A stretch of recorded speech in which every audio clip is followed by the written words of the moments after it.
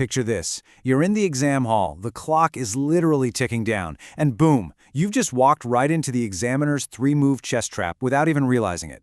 You read the question, punch some numbers into your calculator, scribble down the answer, and move on. You feel great, right? But then results day hits, and you realize you just threw away 3 crucial marks on what was supposed to be the easiest calculation on the paper. In Cambridge IGCSE Physics 0625, examiners aren't just checking if you've memorized a formula. No, they are actively testing to see if you'll fall for the traps they hide right there in the wording. This explainer, this is your ultimate defense. We're going to decode the mark scheme, lock down the essential numbers and units, and make absolutely sure you never hand over free marks again. Seriously? Are you losing entire grade boundaries over a single tiny prefix? Let me tell you, the single most painful mistake I see learners make year after year has absolutely nothing to do with misunderstanding the hardcore physics. Nope. It's totally forgetting to convert a basic unit before even starting the calculation. The examiner is going to casually hand you a distance in kilometers, or maybe a time in minutes, knowing full well that standard physics equations demand meters and seconds. If you don't spot that little kilo or milli right away and convert it before you hit multiply, your whole answer goes out the window. If your revision so far has just been cramming equations, well, that's just not going to cut it, unless you train your brain to catch these unit traps first. Let's think about why this precision is so incredibly important. Imagine you're on the flight deck of a massive passenger jet. The instruments in front of the crew are feeding them constant, hypercritical data about the plane's performance. Up there, a misplaced decimal point or mixing up a unit, that's not just a dropped mark on a test. That's literally a life-or-death situation.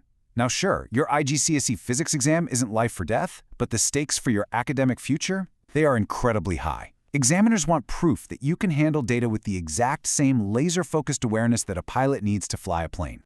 So how do we build your defense? We go straight to the absolute foundation. Before you can measure a single thing, you need a standard. And here's the beautiful thing about physics.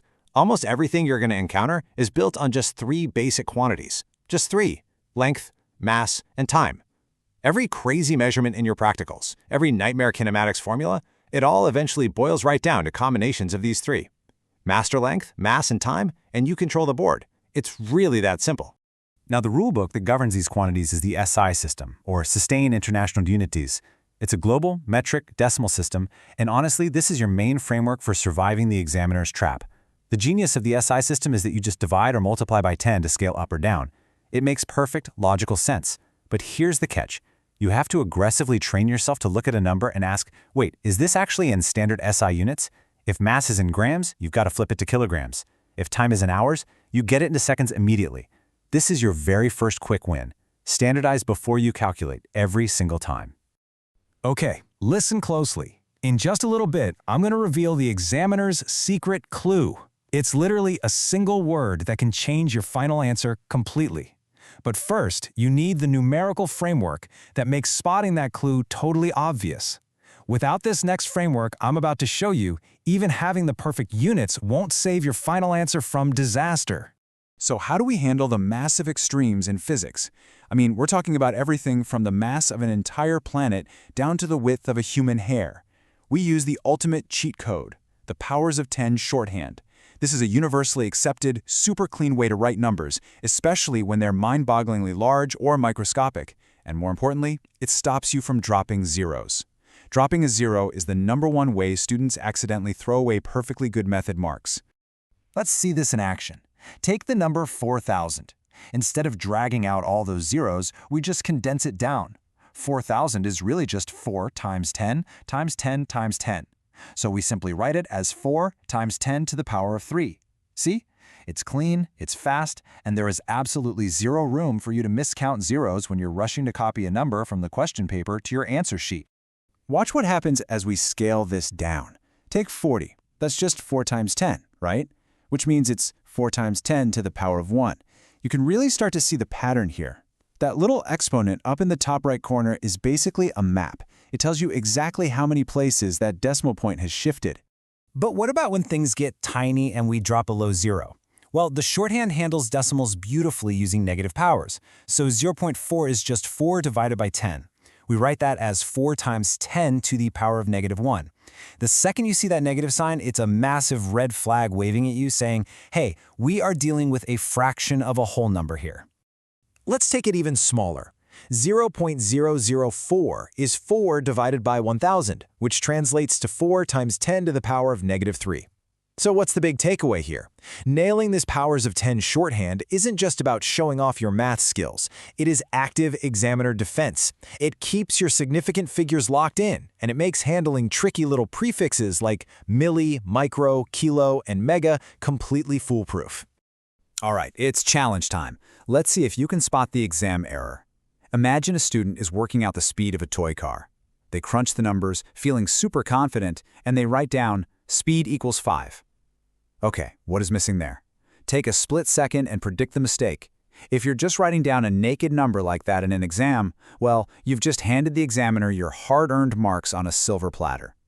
Here is exactly why that fails. The flawed approach gives vague numbers, no formulas, and critically, no units. 5 means absolutely nothing in physics. Are we talking 5 miles per hour, 5 meters per second, 5 millimeters per year? It's an instant fail for that mark. Now look at the improved top-band answer. It clearly states the formula, shows the exact numbers being plugged in, gives the final answer, and slaps on the correct SI unit, meters per second. That right there, that is how you lock in maximum marks every single time. To make sure you're effortlessly dropping top-band answers, you need a solid system. So here is a bulletproof 4-step framework for your Cambridge exams. Step 1. State the concept or the formula. Lay the groundwork. Step 2. Provide the evidence. Substitute your actual data in. Step 3. Apply your scientific reasoning to do the calculation. And Step 4. Honestly, this is the kicker. Use examiner wording. That means using your correct SI units, double-checking your significant figures, and using precise physics terminology instead of just casual, everyday slang. Let's shift gears and apply this to a practical scenario, like you'd see in Paper 5 or Paper 6. You're often going to have to measure really small distances or super short time intervals. But here's the reality check. No single measurement you take is ever going to be 100% accurate. It always carries some error. So how do we shrink that error down and grab those high marks? You measure in multiples. If you're timing a swinging pendulum, for example, do not just time one swing. That's a trap. Time 20 swings, then divide the total time by 20 to find the average. Taking averages is the absolute top-tier strategy to crush uncertainty and prove to the examiner you actually understand how practical physics works. Okay, remember that open loop from earlier? It's time to resolve it. What is the examiner's secret single-word clue that changes everything? It comes down to understanding scalar versus vector quantities. A lot of things, like mass or time, just have a size, a magnitude. We call those scalars. But vectors? Vectors are physical quantities that have a magnitude and a direction. Think force or velocity. The trap is right here. If a question involves a vector quantity and you calculate the size but totally forget to state the direction, you just lost the final mark. Direction literally changes the entire physical reality of your answer. Which brings us straight to the ultimate checkmate scenario. Let's say you need to combine two vectors to figure out their overall effect, what we call the resultant. Well, if they're pointing in different directions, you can't just casually add the numbers together. It doesn't work that way. So I'm leaving you with a major unresolved problem right now. How exactly do you calculate or graphically figure out the resultant of two perpendicular vectors? If you don't know the precise method to combine directional vectors, I promise you, the examiner already has you beat. But don't worry, the exact step-by-step method to solve that perpendicular vector problem and secure your absolute checkmate against the examiner is waiting for you right